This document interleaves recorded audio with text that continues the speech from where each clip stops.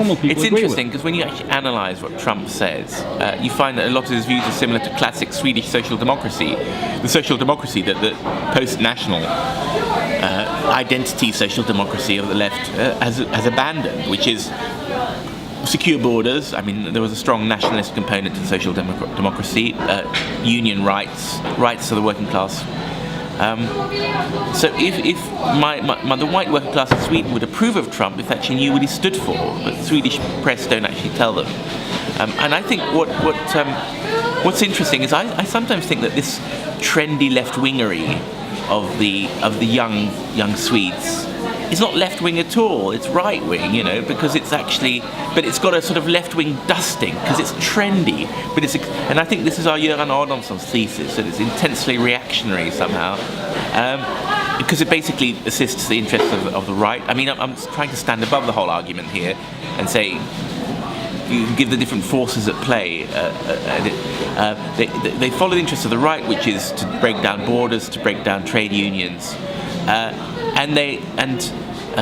what they're throwing a few dog bones of anti-racism and so on, and to chew on and to satisfy them. But I mean, they've abandoned the interest politics of their old, and they've abandoned their old constituency.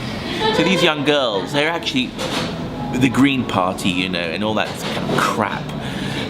It's a sort of Marie Antoinette politics, and all this obsession with sort of being, it's a mixture of politics and narcissistic consumer obsession, and of which a little slice of left-wing identity to give credibility is all part of it, and you could also say that the right has split the left. I'm not a leftist anyway, but anyway, the right has split the left by giving this package that they can absorb, that they can buy into, a package of cultural liberalism, but also consumerism, a bit of exercise, low-fat yogurt, trendy clothes, and it's all like it's a consumer package. And then they can do some Facebook likes of some refugee in Guatemala, and that gives them extra credibility with their friends. And it's all bullshit, But it all means that they abandon that you could say that the collective solidarity of the trade unions that was actually a real political force,